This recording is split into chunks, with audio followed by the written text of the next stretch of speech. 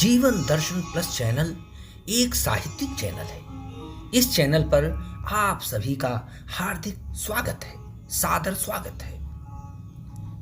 मित्रों, आजकल आप मेरे उपन्यास उस दौर से इस दौर तक का पाठ मेरे ही स्वर में सुन रहे हैं।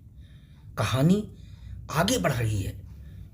इस उपन्यास को आपके समक्ष लाने का उद्देश्य है विभिन्न दौर में बदलते सामाजिक परिवेश का जीवंत चित्रण करना।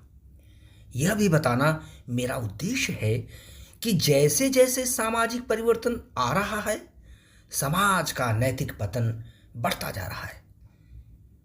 मित्रों, पिछले 5 अध्यायों के बाद यह छठा अध्याय है, जिसका शीर्षक है कुसंस्कार की विदेशी विरासत। इसका वाचन प्रस्तुत कर रहा हूं। बच्चों में सुसंस्कार स्थापित करने के लिए दादा दादी और माता पिता के बीच जो संघर्ष कुलकर्णियों में दिखाई देता है, उसका परिणाम क्या होगा, इस बारे में किसी को नहीं पता था। यहाँ तो सामान्य बुद्धि भी कुंठित हो जाती है और अहंकार का प्रभुत्व हो जाता है। दोनों अपनी अपनी ऐति में वर्चस्व कायम करना चाहते हैं, पर इसका दुष्परिणाम दोनों को झेलना पड़ता है। देखा जाए तो कुलकर्णी परिवार में रंजन बाबू ठोस विचारधाराओं के संस्थापक और उन्नायक के रूप में मुखर होते हैं। बच्चों के अंग्रेजी स्कूल में दाखिले को लेकर उनमें जो संघर्ष छिड़ा हुआ है, यह बड़ा दिलचस्प है। इस बाबत रंजन बाबू के तेवर वाकई बड़े तल्ख थे। उन्होंने साफ साफ कह दिया कि चाहे जो भी हो जाए, अपने पोते सूरज को दूर दराज के शिमला, मसूरी या नैनीताल के हिल स्कूलों में पढ़ने के लिए कदापि नहीं भेजेंगे। उनके गुस्से को देख पल भर को बड़ी बहू सविता अपनी अक्खड़ सास की आड़ लेकर खड़ी हो गई, जबकि उनका बड़ा बेटा धीरेन्द्र भी सहमते हुए हकलाने लगा। मगर बाबूजी, सारी दुनिया जानती है कि शिमला के स्कूलों में पढ़ लिख कर बच्चे ज़हीन और बड़े आदमी बनते हैं। यूं भी हॉस्टल में रखकर बच्चों को पढ़ाना किसी आम आदमी के वश की बात तो है नहीं। ऐसा तो हम संपन्न लोग ही कर पाएंगे। हाँ, ऐसा करके समाज में हमारा रुतबा भी तो बढ़ेगा। रंजन बाबू फिर बरस पड़े। अगर मगर करना बंद करो। हाँ, अपनी औकात भी दिखाना बंद करो। समाज पर अपना रोब भी गालिब करने से बाज आ जाओ। क्या मनमानी करने का हक तुमने ही कब्जा रखा है? सुनो, मैं जो कहता हूं वैसा ही करो, वरना। तब तक बाबूजी की पत्नी रोहिणी भी उनके खिलाफ विद्रोह का झंडा गाड़ते हुए बोल पड़ी। वरना क्या? धीरेन्द्र ठीक ही तो कहता है। अब हमारा पोता शिमला में ही जाकर पढ़ेगा। यहाँ तो मैं हरगिज नहीं पढ़ने दूंगी। जो विरासत यहाँ अंग्रेज छोड़ गए हैं, उन्हें अपना कर ही तो हमारे बच्चे ऊंचे मुकाम तक पहुंच पाएंगे। रंजन बाबू रोहिणी की उपस्थिति से सहम से गए। सोचने लगे कि इन लोगों पर फटकार का कोई असर नहीं पड़ने वाला। तब वे समझाने के लहजे में बोले, देखो रोहिणी, ये सब दिखावे की बात है। फिर वह भड़क उठी। अच्छे स्कूलों में पढ़ाना दिखावे की बात नहीं होती, ये हमारे औकात की बात है। वे अपनी आवाज नीची करके बोले, सुनो, बच्चों को हॉस्टल में रखकर हिल स्कूलों में पढ़ाने की परंपरा अंग्रेजी परस्त अभिभावकों की रही है। असल में जिन स्कूलों में ऐसे अभिभावक अपने बच्चों को पढ़ाने के लिए भेजते रहे हैं, उनका यह सोचना है कि वहाँ के स्कूलों की नींव अंग्रेजों द्वारा बनाए गए मानदंडों पर रखी गई है, क्योंकि उन्हीं के बच्चे वहाँ पढ़ने जाते थे। जब तक अंग्रेज इस देश में थे, उनकी सरकार में कार्यरत भारतीय अफसर भी इस विचारधारा से प्रेरित होकर अपने बच्चों को हिल स्कूलों में भेजते रहे, बेशक यह सोचते हुए कि अपने बच्चे भी उनके बच्चों की तरह फर्राटेदार अंग्रेजी बोलेंगे और अंग्रेजी जीवन शैली को अपनाकर समाज में अपना रोब-दाब कायम करेंगे। वह फिर दुत्कारते हुए बोली, उफ, अंग्रेजी बोलकर ही तो इन भुच्च हिंदुस्तानियों के बीच अपनी काबिलियत का लोहा मनवाएंगे। पर रंजन बाबू कहाँ मानने वाले थे। उन्होंने अपनी बात जारी रखी। सुनो, अंग्रेजी मानसिकता वाले उन अफसरों को हिंदी और हिंदुस्तानी स्कूलों का नाम सुनकर ही जुकाम हो जाता था। वे हिंदी को एक बीमारी मानते थे और हिंदी शिक्षकों को उस बीमारी का वायरस और बैक्टीरिया, क्योंकि यही हिंदी शिक्षक जनभाषा में अंग्रेजी शासन के खिलाफ जन आंदोलन छेड़ते थे। पर रोहिणी तो उनकी एक भी बात सुनने वाली नहीं थी। उसने पांव पटकते हुए कहा, देखती हूं सूरज को शिमला भेजने से कौन रोकता है। चुनांचे हिंदुस्तानी तहजीब में ढले हुए रंजन बाबू भी अपने इरादे में अटल थे। वे बोले, देखो, मैं ऐसा कभी नहीं होने दूंगा।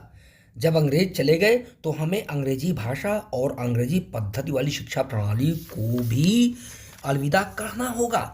हमारे तौर तरीके, तहजीब सभी अपनी भाषा से महिमामंडित होते हैं।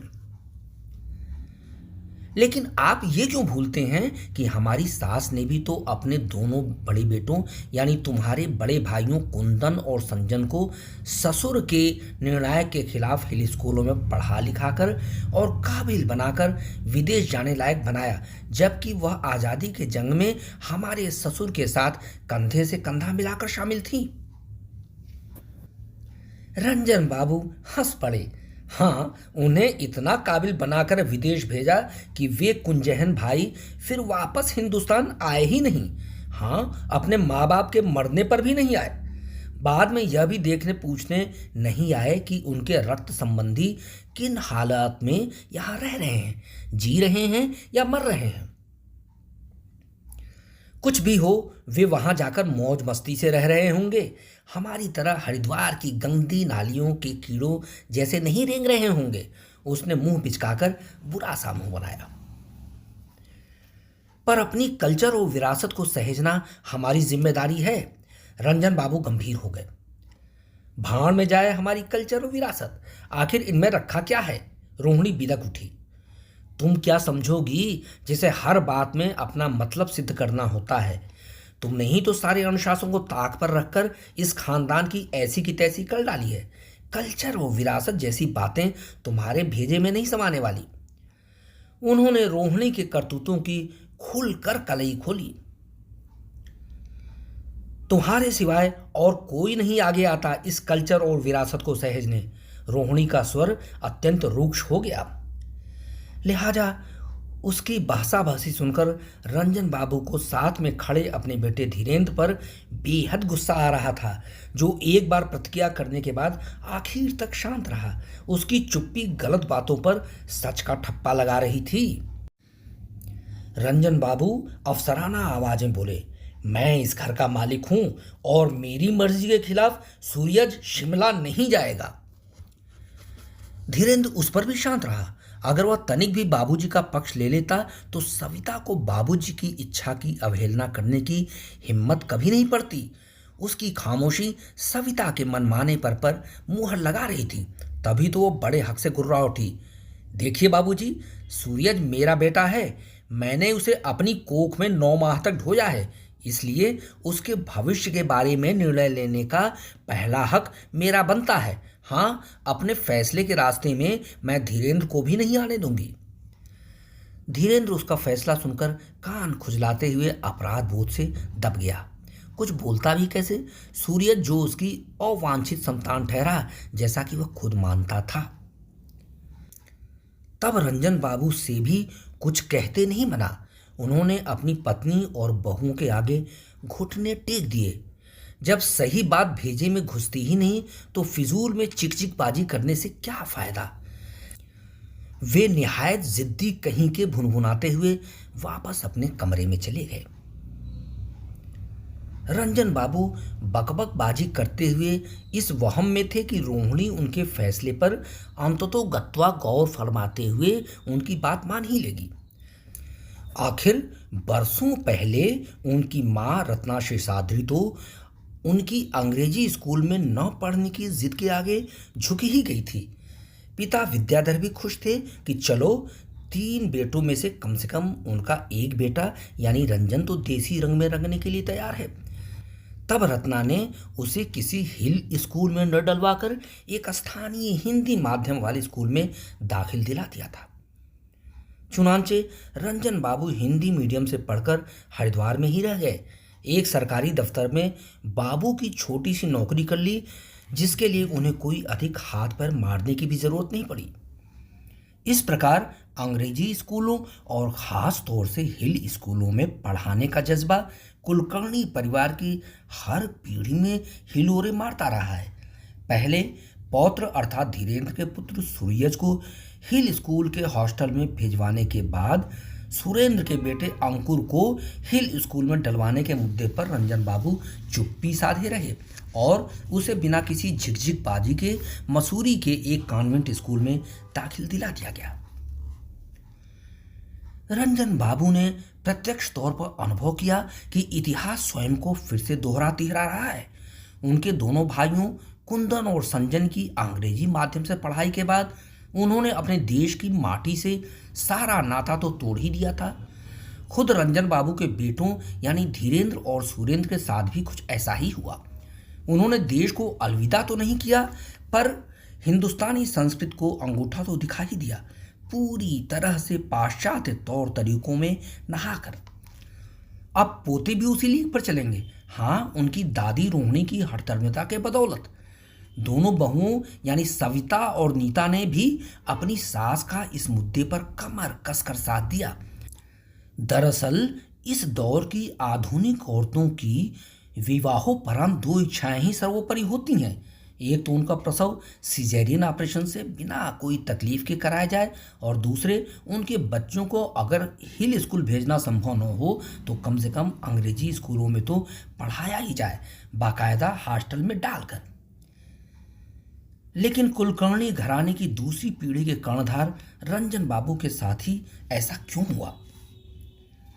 तह में जाने पर यह बात स्पष्ट होती है कि उनकी बड़ी बहू सविता को बाल बच्चे पालने पोसने के लफड़े से मुक्ति पाकर अपनी निजी जिंदगी में आज़ादी हासिल करना चाहती थी, ताकि अपने बॉयफ्रेंड की सोहबत पा सके और बीच में न उसका पति आए और न उसका बेटा सूरज ही। इस कुलकर्णी पीढ़ी में सब कुछ समझौतों के आधार पर चल रहा था। सविता ने अपने नाम मात्र के पति धीरेन्द्र को उसकी गर्लफ्रेंड सुकन्या के साथ रहने की छूट सशर्त दी, ताकि उसे भी अपने भूतपूर्व बॉयफ्रेंड अश्वनी के साथ रहने में कोई दिक्कत पेश ना आए। दोनों के इस महास्वार्थ में बेचारे बच्चों के भविष्य की चिंता तो उनके दिमाग में कहीं थी ही नहीं। बहरहाल जब पोतों को बारी बारी से हिल स्कूलों में भेजने के लिए घर में जंग छिड़ा हुआ था तो रंजन बाबू अलग थलग पड़ गए थे। बाद में निर्मम काल के कुचक्रों के चलते पत्नी रोहिणी की अचानक मौत के बाद वे और भी अकेले हो गए। बहरहाल एक तो रोहिणी की अनुपस्थिति, दूसरे बच्चों के दूर दराज के हिल स्कूलों में दाखिले ने घर को और अधिक बियाबा में बदल डाला था। उनसे यह बात छिपी नहीं रह गई थी कि बड़ी बहू अपने बॉयफ्रेंड के साथ अपने संबंध को फिर से चालू करने के लिए ही सूरज को शिमला भेजना चाहती है, ताकि घर में उसे एकांत मिल सके जिसमें अश्वनी के साथ रोमांस करने में उसे कोई बाधा न पहुंचे। सो माँ कुमाता नहीं हो सकती वाली सदियों पुरानी धारणा भी टूट गई। पर उनकी समझ में यह नहीं आ रहा था कि उसके अगले ही साल छोटी बहू नीता अपने बेटे अंकुर को मसूरी के कॉन्वेंट स्कूल में भेजने के लिए क्यों अड़ गई, जबकि यह बात साफ थी कि वह बॉयफ्रेंड पालने के मर्ज से ग्रस्त नहीं थी और उससे मिलने जुलने केवल उसकी इकलौती सहेली अरुणिका ही आती रही है। यह बात सही है कि नीता विवाह पूर्व ही सुरेंद्र से गर्भवती हो गई थी, पर उसने उसी से शादी भी की जिससे वह प्रेम करती थी और जिसके साथ वो नोएडा में लिव इन रिलेशन में रहते हुए कई वर्षों से भारतीय संस्कारों का मखौल उड़ा चुकी थी। लेकिन यह संतोष की बात थी कि ससुराल आने के बाद जब तक रंजन बाबू रोहिणी भवन में रहे उसने कोई नागवार हरकत नहीं की। रंजन बाबू को लगा कि जवानी में भले ही उसके कदम लड़खड़ाए हों, कुलकर्णी परिवार की बहू बनने के बाद वह सामान्य ढंग से रहना सीख गई है। मित्रों, भले ही रंजन बाबू अपनी बहू नीता को भली भांति न समझ पाए हों, वह उपन्यास के 7वें अध्याय में उसकी दुराचारी और असंस्कारी प्रवृत्ति से अवगत होकर बहुत ही दुखी होंगे। अगले 7वें अध्याय का शीर्षक है समलैंगिकता। अवश्य सुनिए और मेरे दृष्टिकोण पर टिप्पणी भी कीजिए। धन्यवाद।